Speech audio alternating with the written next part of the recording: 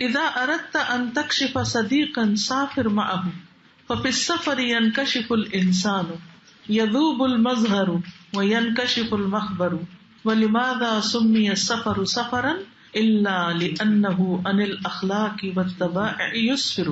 جب تم چاہو کہ کسی دوست کی حقیقت تم پر کھل جائے تو اس کے ساتھ سفر کرو، کیونکہ سفر میں انسان کی حقیقت کا پتہ چل جاتا ہے، سفر میں ہی اس کا ظاہر کھل جاتا ہے اور سفر میں ہی اندر کا پتہ چلتا ہے. آخر سفر کو سفر کیوں کہا جاتا ہے؟ صرف اس لیے کہ یہ انسان کے اخلاق اور طبیعتوں کو ظاہر کر دیتا ہے. اچھا، ہماری مشکل یہ ہوتی ہے کہ ہم بہت جلدی کسی پہ ٹرسٹ کر لیتے ہیں، پھر دھوکہ کھا جاتے ہیں، پھر سب کو برا بھلا کہنے لگتے ہیں، پھر کسی پہ ٹرسٹ نہیں کرتے. تو یہ انتہائی رویے ہیں، یہ نہیں ہونا چاہیے. جب کسی کے ساتھ معاملہ کرے تو سوچ سمجھ کے، اس کو آزما کے، خصوصاً اگر بڑے فیصلے کرنے. پھر یہی کہوں گی کہ یہ چونکہ بچے کے لیے نصیحت ہے، تو آپ اپنے بچے کو کیا کہیں گے، کیا کریں گے؟ اپنے بچے کو آپ، جیسے اس نے کوئی پارٹنرشپ کرنی ہے کسی کے ساتھ، یا کوئی بزنس کرنا ہے مل کے کسی کے ساتھ، یا کسی کے ساتھ معاملہ کرنا ہے، تو اندھا دھند نہ کرنے دیں. لیکن پھر وہی بات کہ بچے نصیحت عام طور پہ کم مانتے ہیں، لیکن ہمارا فرض بنتا ہے کہ ہم ان کو سمجھائیں، ہم ان کو بتائیں، خصوصاً جہاں پیسے کا معاملہ ہو. پچھلے دنوں ایک خاتون سے ملاقات ہوئی کہ جن کی اچھی بڑی زندگی گزر رہی تھی اور شوہر نے ان کو طلاق دے دی. بہت مجھے تکلیف ہوئی. میں نے پوچھا کہ وجہ کیا بنی؟ کہنے لگی کہ بس شاید تقدیر میں یہ لکھا ہوا تھا. میرے فون پر ایک کال آئی اور اس شخص نے کہا کہ کسی کمپنی کا نام بتایا کہ اس میں آپ کا لکی ڈرا نکل آیا ہے، آپ اتنے دن تک اتنے پیسے جمع کرا دیں تو آپ کو ہم $50,000 دے دیں گے آپ، لیکن اس کے لیے پہلے آپ کو کچھ پیپر جمع کرانے. اب وہ پیسے اس کے پاس تھے نہیں. اس نے کیا کیا، جو بچوں کے کچھ جمع کیے ہوتے، کچھ اپنا زیور، کچھ ہسبینڈ کا کارڈ نکالا اور 13,000 جو تھے اس نے وہ جمع کرا دیے اس شخص کے اکاؤنٹ میں.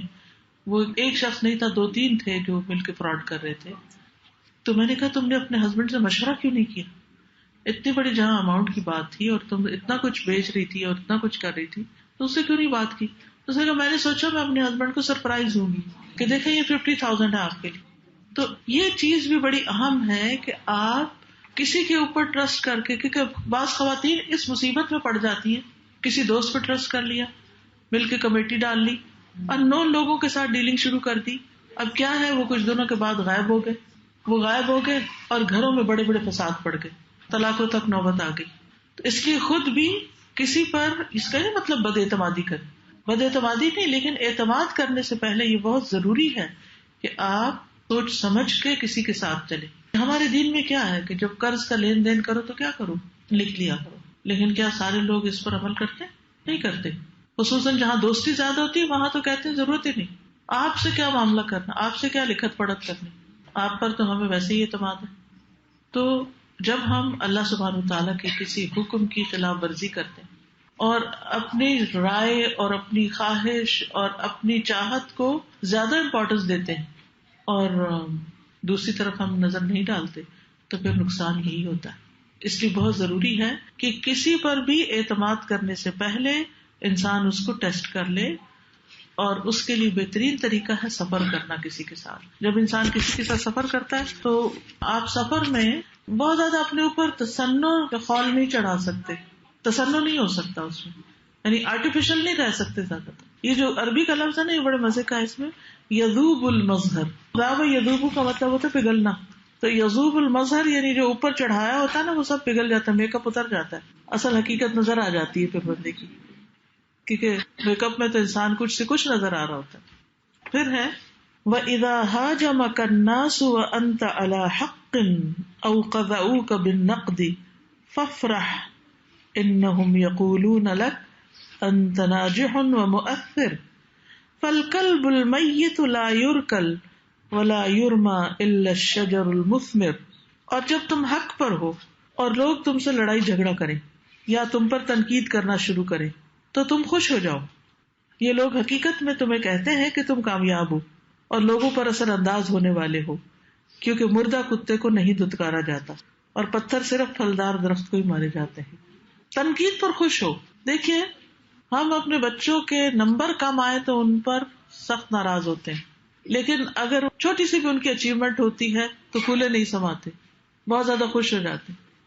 لیکن ان کی زندگی میں اگر کوئی فیلئر آ گیا کسی بھی طرح کا، کسی ایگزام میں پیچھے رہ گئی کچھ، تو ان کو تانے دے دے کے اور ان کو برا بھلا کہہ کے ان کے اندر احساس کمتری پیدا کر دیتے کہ تم تو کچھ کر ہی نہیں سکتے. اور دوسری بڑی چیز، کمپیرزن شروع کر دیتے ہیں. تمہارے بھائی نے تو یہ کیا، تمہارے کزن نے تو یہ کیا، تم بہت نکمے ہو، تم کیا کر رہے ہو. اچھا، اس کا نتیجہ کیا ہوتا ہے؟ وہ واقعی ٹھیک ہو جاتا ہے بچہ. جس کے ساتھ یہ ہوا ہو کہ اس کو اس طرح کے تانے پڑے ہوں، تو آپ دیکھیں کہ اس کی اپنی شخصیت کیا ہو جاتی. اب آپ اپنے بچوں کو ضرورت سے زیادہ تانے دے دے کر ان کو اور زیادہ نیچے گرا رہے ہوتے ہیں.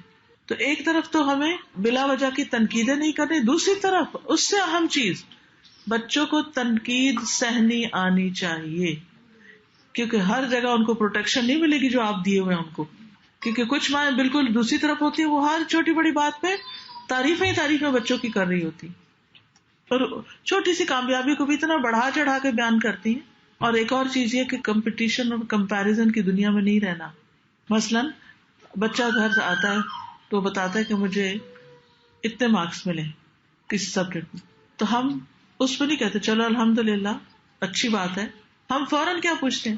اچھا بتاؤ وہ جو فلاں تمہاری کلاس میں پڑھتا ہے اس کے کتنے. یہ ہے کمپیریزن اور کمپٹیشن. اب ہمارے بچے نے کچھ بھی کیا، اس پہ ہماری خوشی گئی، کیونکہ وہ جو دوسرا تھا نا کوئی، اس کے ایک آدھ نمبر زیادہ تھے. اس ایک آدھ کی وجہ سے ہم نے اپنے بچے کی خوشی کو نہ خود انجوائے کیا نہ اسے انجوائے کرنے دیا.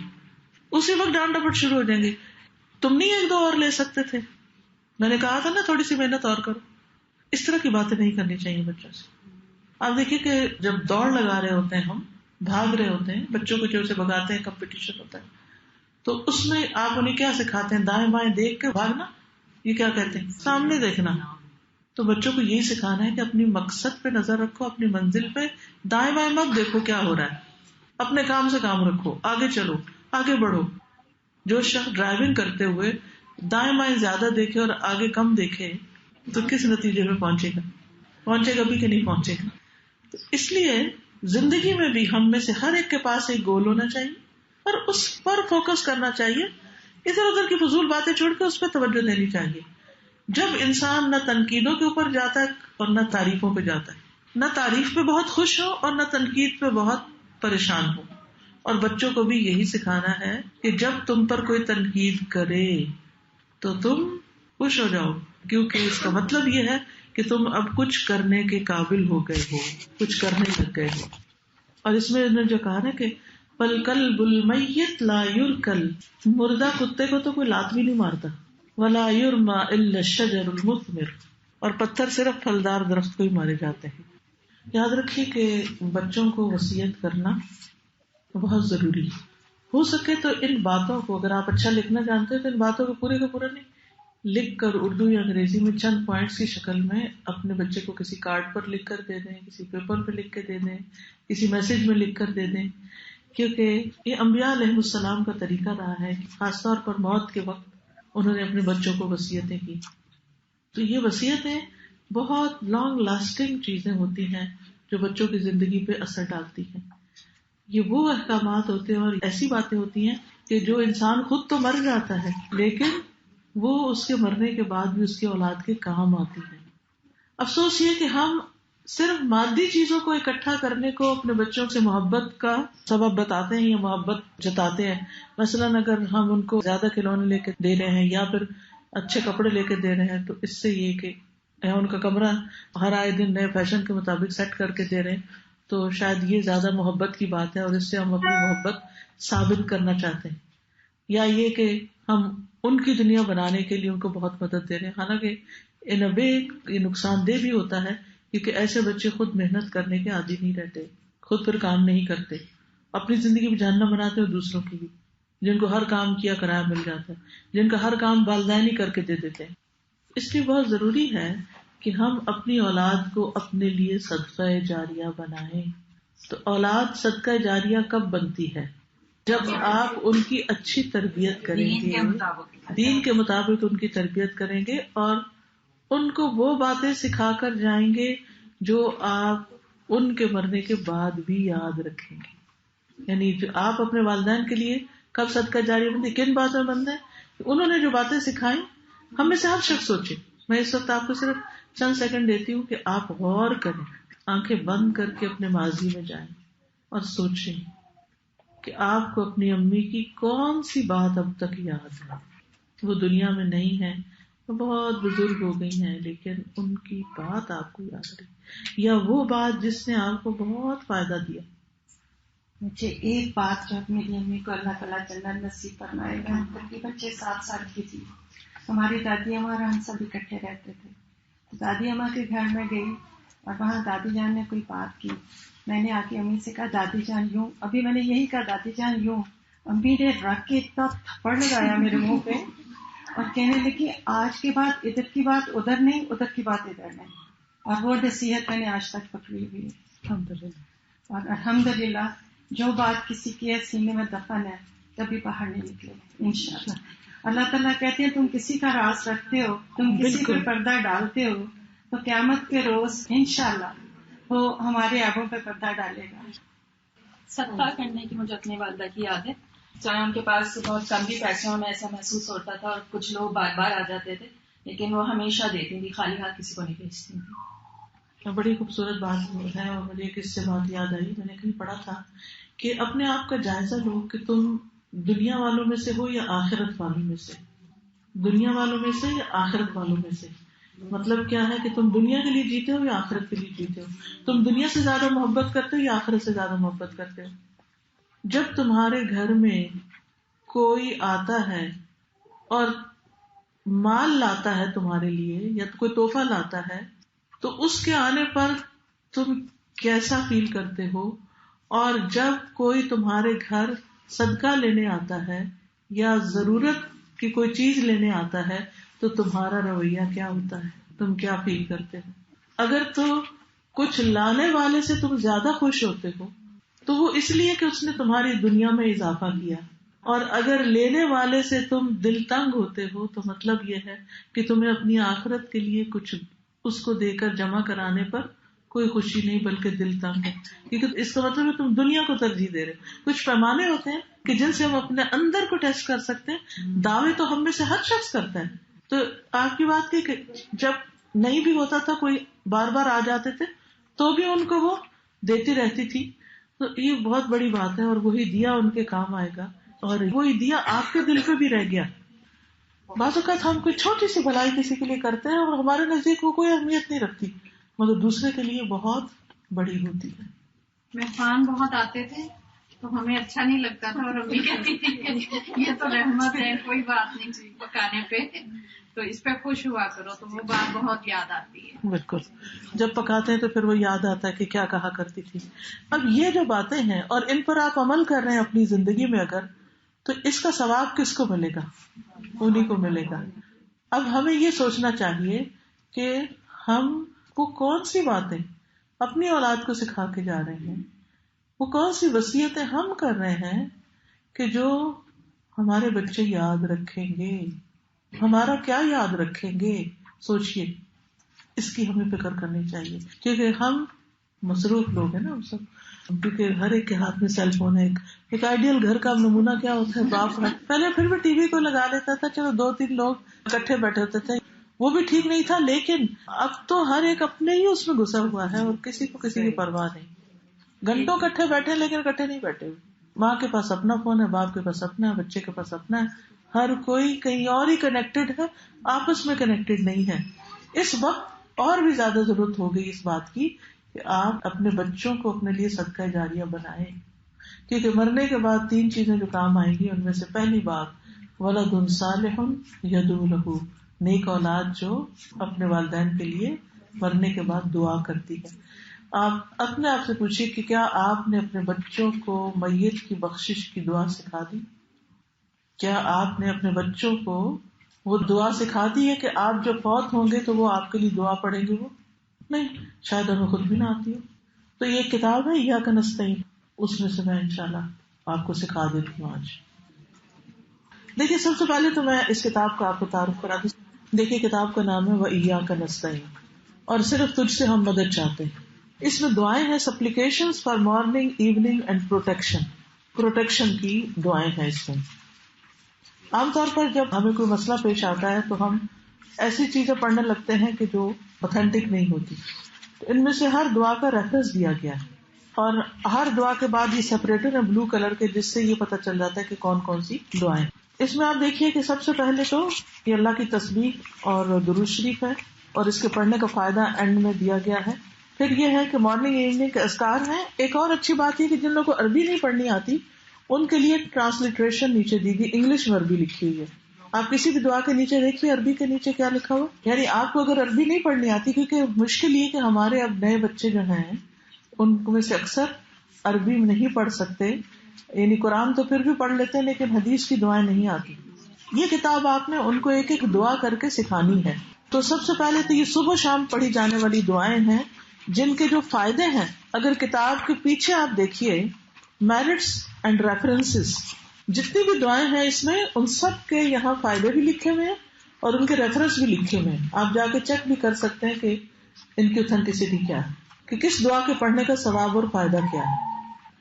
اگر آپ کو انگلش پڑھنی نہیں آتی سم ہاؤ یا آپ انگلش میں انٹرسٹڈ نہ ہو تو آپ یہ کسی ایسے کو دے سکتے ہیں کتاب جو اس سے زیادہ فائدہ اٹھائے، ورنہ یہ کہ دعائیں تو عربی میں ہیں وہ آپ پڑھ ہی سکتے ہیں.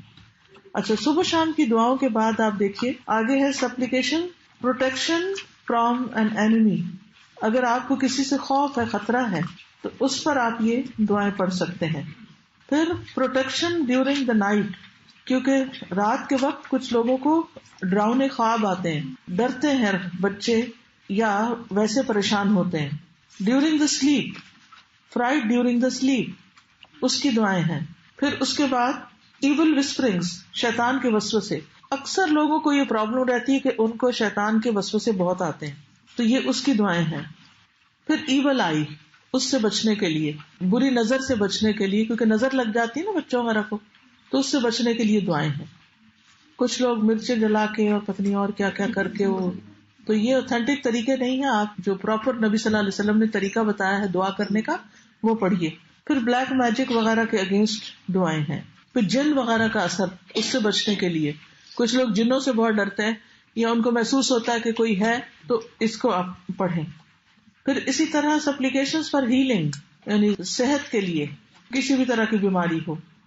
اگر کسی سکھ کو وزٹ کرنے جائیں تو اس وقت اس پہ کیا پڑھیں، ہاسپٹل میں جائیں یا گھر میں کوئی بیمار ہو تو اس پہ کیا پڑھ کے دم کریں. پھر ڈیسیزڈ کے لیے، جو فوت ہو گیا ہو اس کے لیے کیا دعا پڑھیں. پھر اللہ سے استغفار، کیونکہ ہر مسئلے کا حل کیا ہے، اللہ سے توبہ کی جائے. گناہ رکاوٹ بنتے ہیں انسان کی خیر اور بھلائی میں. پھر سورو اینڈ ڈسٹریس، اگر کسی کے اندر غم ہے، دکھ ہے، ڈپریشن ہے تو اس کی دعائیں ہیں یہ پیج 52 پہ. پھر اس کے بعد ایکسپٹڈ سپلیکیشن، کہ یہ جو دعائیں پڑھیں گے تو آپ کی دعائیں قبول ہوں گی. پھر نماز کے بعد کی دعائیں ہیں. پھر اس کے بعد استخارہ کی دعا ہے. تو یہ آپ کی دعائیں ہیں. اس میں سے اگر آپ اب نکالیں پیج نمبر 40 تو میں آپ کو دعا کہلوا دیتی ہوں. جب کوئی فوت ہو جائے تو اس کے لیے یہ دعائیں پڑھی جا سکتی ہیں، جنازے کے اوپر بھی پڑھی جاتی ہیں. اس میں دعا نمبر 5 جو ہے یہ میں آپ کو پڑھا دیتی ہوں، باقی آپ خود پڑھ لیجیے گا.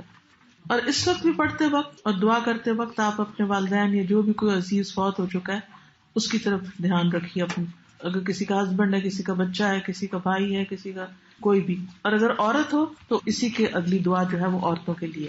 اللہم اغفر لہ وارحمہ وعافہ واعف عنہ وأکرم نزلہ ووسع مدخلہ واغسلہ بالماء والثلج والبرد ونقه من الخطايا كما نقيت الثوب الأبيض من الدنس وأبدله دارا خيرا من داره وأهلا خيرا من أهله وزوجا خيرا من زوجه وأدخله الجنة وأعذه من عذاب القبر ومن عذاب النار. یاد رکھیے کہ مرنے کے بعد اولاد کی دعا فائدہ دیتی ہے. اگر آپ یہ دعائیں اپنے بچوں کو سکھا دیں گی تو وہ خود بھی پروٹیکشن میں رہیں گے, ان کا دین ایمان بھی, اور اس کے ساتھ ساتھ جب وہ پڑھیں گے وہ آپ کے لیے صدقہ جاریہ ہوگا. اور اس کے ساتھ اگر آپ اپنے شاگردوں کو سکھا دیں گے یا اوروں کو, بہن بھائیوں کو, گھر میں کتاب رکھی ہوگی, سب پڑھیں گے تو انشاءاللہ تعالی ثواب جاریہ ہوگا, صدقہ جاریہ ہوگا. تو یاد رکھیے کہ جو وصیتیں کرنا ہوتا ہے یہ ہم سب کے لیے ضروری ہے کہ اپنے بچوں کے لیے لکھ کر یا زبانی کچھ نہ کچھ ان کو سکھا کر جائیں. وصیت اور نصیحت میں فرق کیا ہے؟ وصیت وہ نصیحت ہوتی ہے جس میں زندگی کے علاوہ موت کے بعد کے لیے بھی یعنی لانگ ٹرم نصیحتیں ہوتی ہیں اور تاکیدی حکم ہوتے ہیں.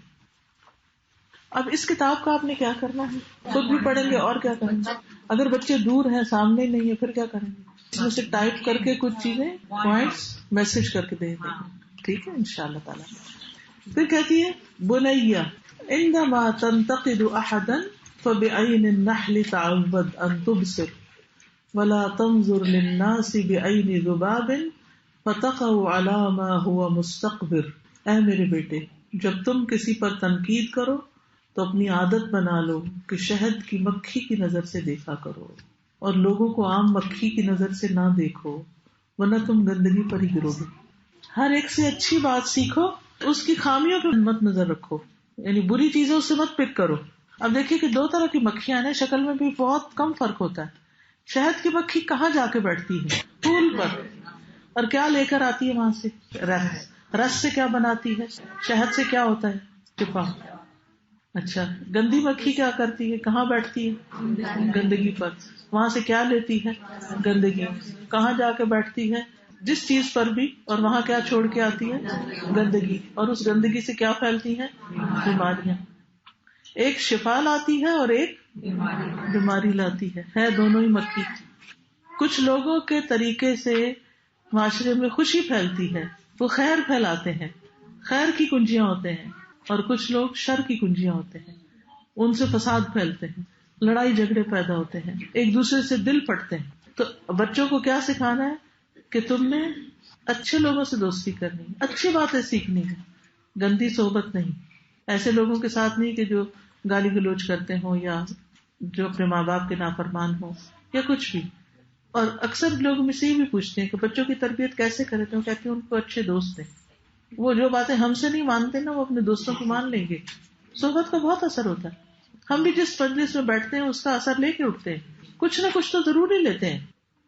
پھر کہتی ہے نم باکرن یا بنیا فالبرکۃ فی الرزق صباحا واخاف ان یفوتک رزق الرحمن لانک تسحر.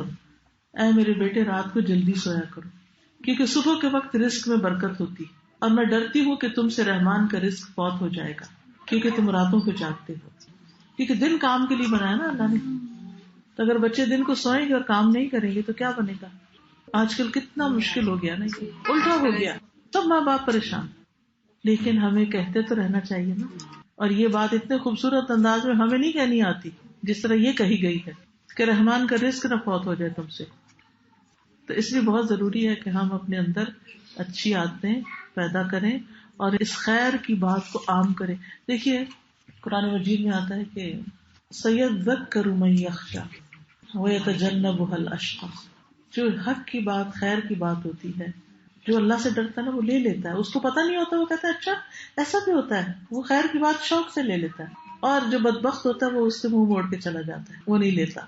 تو اب ان کی وجہ سے جو اچھے لوگ ہیں ان کو خیر کی بات نہ بتائی جائے, ان کو تو بتائی جائے نا, وہ تو لیتے رہیں. تو کبھی یہ نہ سوچیں کہ نہیں بچے نہیں مانتے, کوئی فائدہ نہیں نصیحت کرنے کا. یہ منفی انداز پہلے ہم اپنے سے دور کریں. اچھا ایک بات یاد رکھیے, آج بتائیں گے نا تو ہو سکتا ہے آج سنی کرتے, ہم اپنا بچپن بھی تو یاد رکھیں نا کچھ چیزیں. آپ کو پتا میرے والد نے مجھے عربی گرامر پڑھائی, مجھے اتنی مشکل لگتی تھی تو میں کہتی تھی ٹھیک ہے یہ ساری پڑھا دیں اور میں جو ہی میں آزاد ہوں گی نا سب سے پہلے گرامر بھلا دوں گی. میں اپنے اندر کہا کرتی تھی میں بھلا دوں گی. اس وقت مجھے نہیں اچھی لگتی تھی, لیکن آپ یقین کریے کہ جو ہی مجھے ہوش آئی سمجھ آئی تو میں اتنا زیادہ گرامر پڑھنا لگ گئی کہ میرے سہارے کے نیچے کتاب ہوتی تھی, میں ہر روز اس میں سے کچھ نہ کچھ پڑھتی تھی, اور اس سے پھر قرآن کو سمجھنے میں سمجھانے میں بہت آسانیاں ہوئی. تو اب بچوں کی باتیں اتنی سیریس نہ لیا کریں کہ جو یہ کہہ رہے ہیں آپ تو زندگی ختم ہو گئی اور یہ تو پتہ نہیں کیا بن جائے. نہیں, وہ بچوں کی بات بچوں والی ہوتی ہے. وہ آج اگر ایک چیز کہہ رہے ہیں تو کل الٹ بھی جائیں گے اس سے. تو آپ اچھی امید رکھ کے ان کو اچھی نصیحتیں کرتے رہیں, چاہے ان کو میٹھی لگے یا کڑوی لگے. کوئی گولی میٹھی ہوتی ہے, کوئی کڑوی بھی ہوتی ہے. تو اس لیے آپ ان کے ساتھ معاملہ کرتے رہیں اور ان چیزوں کو پہلے اپنے اندر لانے کی کوشش کریں تاکہ ہمارے نمونے سے بھی بچے سیکھیں انشاءاللہ تعالی. دیکھیے کچھ کارڈز اور کتابیں جو ہے نا باہر اور بھی ہیں آپ کے لیے. اگر آپ چاہتے ہیں کہ بچے نیک ہو تو یہ صالح اولاد کے لیے دعائیں, تقویٰ کی دعا جیسے ہمارے اندر پیدا ہو. پھر فرائیڈے بلیسڈ ڈے, اس کے بارے میں کہ جمعے کے دن میں کیا کیا کرنا چاہیے, اور اس کے اپنے بچوں کو بھی امپورٹنس بتائیں. یہاں تو چونکہ جمعے کا دن عام دنوں کی طرح ہوتا ہے تو کوئی مخصوص عبادت وغیرہ نہیں ہوتی, تو کون سی مصنون باتیں ہیں وہ ضرور دوسروں تک پہنچائیں. ایون آپ اگر خود لے کے مسجد کسی میں بھی بانٹ کے آ جائیں اپنے پیرنٹس کی طرف سے صدقہ جاریہ کے طور پر تو وہ بھی اچھا ہے. سیکرڈ منتھ آف محرم میں کیا کیا کرنا چاہیے. پھر اسی طرح فوت شدہ کے لیے دعائیں, یہ جو دعائیں اس میں تھی نا یہ چھوٹے کارڈ کی شکل میں بھی ہیں. اگر کسی کو کوئی فوت ہو جائے آپ تعزیت کرنے جائیں تو ان کو دے کر آئیں, حوصلہ بڑھانے کے لیے وہ پڑھتے رہیں. پھر اللہ سبحانہ وتعالیٰ کی حمد و ثنا کا کارڈ ہے, اس میں تسبیح تکبیر وغیرہ ہے. اور اسی طرح یہ کارڈ ہے, اس میں صرف حمد کی دعا ہے. اور یہ دعا جو ہے اس کے بارے میں حدیث بھی لکھی ہوئی ہے, صحیح جامع کی حدیث ہے, امامہ الباہلی سے روایت ہے کہ نبی صلی اللہ علیہ وسلم نے فرمایا کہ کیا میں تمہیں ایسا ذکر نہ بتاؤں کہ جو دن رات مسلسل ذکر کرنے سے بہتر ہے. اور وہ یہ دعا سکھائی, کہیں بھی آپ لگا لیں اور اس کو پڑھتے رہیں. سوال لکھا ہے کسی نے, اگر کسی کے گھر سے نیاز آئے تو اس کا کیا کرنا چاہیے, کیا پھینک دیں یا کھا لیں؟ اب اس میں آپ دیکھیے کہ نیاز کیا ہوتی ہے. آپ بتائے گا کوئی مجھے کیا ہوتی ہے نیاز؟ عام طور پر ایک صدقہ ہوتا ہے جو اللہ کے نام پہ دیا جاتا ہے, ٹھیک ہے نا, اور ایک صدقہ ہوتا ہے جو کسی انسان کے نام پہ, جیسے کسی بزرگان دین کے نام پر دیتے ہیں ان کو خوش کرنے کے لیے. جیسے نبی صلی اللہ علیہ وسلم کے زمانے میں کچھ لوگ بتوں کے نام پہ چڑھاوے چڑھاتے تھے. کعبہ میں 360 بت رکھے ہوئے تھے اور وہاں پر جا کر ان کو خوش کرنے کے لیے قربانی کے جانور قربانی کر کے اس کا خون جا کے وہاں جو جگہ ہوتی تھی اس پہ ملتے تھے. آج بھی آپ دیکھیے کہ کچھ لوگ مزاروں پہ جا کے وہاں پر دیگ وغیرہ چڑھاتے ہیں اور وہاں بکرے وغیرہ دے کر آتے ہیں. کئی جگہ پر ایک گاؤں میں گئی تھی تو وہاں پہ لوگ مرغے دے رہے تھے, اور وہ ہوتا ہی کہ جو مجاور بنے ہوتے ہیں وہ ان چیزوں کو لے جاتے ہیں. تو اللہ کے علاوہ کسی کو بھی خوش کرنے کے لیے کوئی کام کیا جائے, چاہے بکرا دیا جائے یا دکھاوا کیا جائے, یہ شرکیہ کام ہو جاتے ہیں. اور ایسا کھانا جو ہے وہ نہیں کھانا چاہیے. جیسے قرآن مجید میں آتا ہے نا, ان صلاتی و نسکی و محیای و مماتی للہ رب العالمین, بے شک میری نماز, میری قربانی, میرا جینا, میرا مرنا سب اللہ کے لیے. تو نماز جہاں اللہ کے لیے پڑھنی چاہیے, سجدہ اللہ کو کرنا چاہیے, وہاں قربانی بھی اللہ کے لیے کرنی چاہیے, کھانا بھی صدقے میں اللہ کے لیے دینا چاہیے. جب کوئی کسی اور کا نام اوپر پڑھ دیتا ہے تو پھر وہ کھانا جائز نہیں, تو وہ آپ خود نہیں کھا سکتے. ہاں اگر کوئی نان مسلم ہے تو آپ اس کو دے دیجیے, ورنہ یہ کہ پھینک دیں. لیکن استاذہ اگر یہ کہیں کہ دیا تو اللہ کے نام پہ ہے, لیکن نیت یہ ہے کہ ثواب ان کو پہنچے, کہ یعنی ان کو فائدہ ہو جائے اس چیریٹی, اس کھانے کا. دیکھیں ان کے پاس تو پہلے ہی بہت نیکی ہیں, تو کھانا رکھ کر سورہ فاتحہ وغیرہ پڑھنا. اس میں آپ کو دیکھنا ہوگا کہ کیا نبی صلی اللہ علیہ وسلم ایسا کرتے تھے, سنت سے ثابت نہیں ہے, ٹھیک ہے نا. نیت جو ہوتی ہے نا وہ دل میں ہی ہوتی, اور اس میں یہ کہ آپ کو رکھ کے باقاعدہ ایک وہ کرنے کی ضرورت نہیں. آپ اپنے والدین کی طرف سے صدقہ جاریہ کر رہے ہیں, کھانا کھلا رہے ہیں, کتابیں بانٹ رہے ہیں, کچھ کر رہے ہیں, کرتے رہیں. یہ ایسے ہی جیسے زندہ کو ہم گفٹ دیتے ہیں نا, تو مرنے کے بعد ہم ایک طرح سے ان کو اس صدقہ خیرات کا ایک طرح سے ثواب بطور گفٹ دے رہے ہوتے ہیں.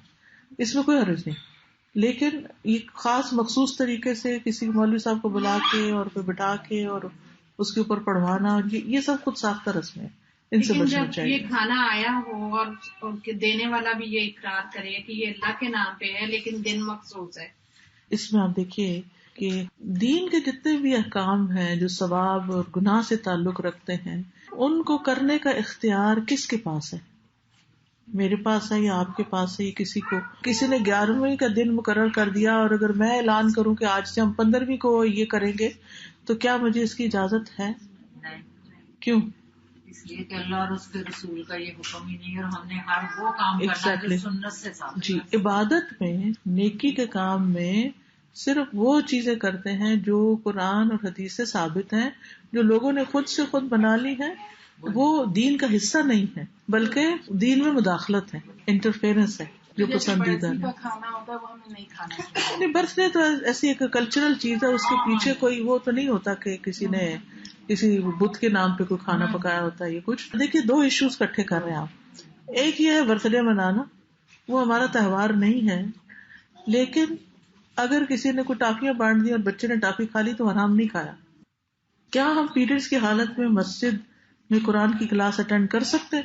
جی کر سکتے ہیں۔ اس میں آپ محمد الہلالی کی کتاب ہے، اس میں انہوں نے دلائل دیے ہوئے ہیں، اور اس میں یہ ہے کہ آپ بالکل عین مصلی کے اوپر نہیں بیٹھے، ایک طرف بیٹھے، کوئی چیز گدی وغیرہ رکھ کے بیٹھے تاکہ مسجد میں کوئی نجاست وغیرہ کا احترام۔ کیونکہ آپ دیکھیے، کیا کسی کے گھر میں جتنے لوگ آپ بیٹھے ہوئے آ سکتے تھے؟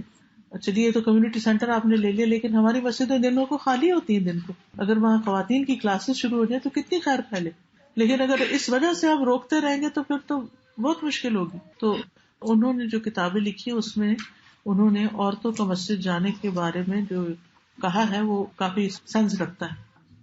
3 أسئلة عن الحجاب۔ الأخوات يعني كلهم اختلاط، مکس، پارٹی مکس، مرد عورت سب اکٹھا ہو کے شادی ہوتے ہیں، اس کا کیا حکم ہے؟ اور دوسرا حکم حجاب، الأخوات يلبسوا حجاب في المسجد لكن تشوفوا في الشوارع ما حد يلبس حجاب، فما رأيك؟ في أخوات 3 أخوات قالوا لي إنه بناتي يتحجبن، هم من باكستان، قال ما حد يبغاهم عشان لابسين الحجاب، ما رأيك؟ عشان الحجاب يقول أنا إيش أسوي؟ يعني بناتي يلبسوا الحجاب ما حد يبغى يتزوج، هذا في باكستان 90% 90% عشان الحجاب، فالحجاب في المسجد يلبس الحجاب کامیاب اچھی طرح پہنتے ہیں، لیکن راستہ میں دیکھے کیسے ہیں۔ اور پارٹی جو ہوتے ہیں مکس ہوتے ہیں، اس کا کیا حکم ہے؟ اور تیسری سوال یہ ہے کہ بھائی نے گھر خریدا سود سے، پھر دوسرے بھائی نے کیوں صلہ رحمی کاٹ دیا؟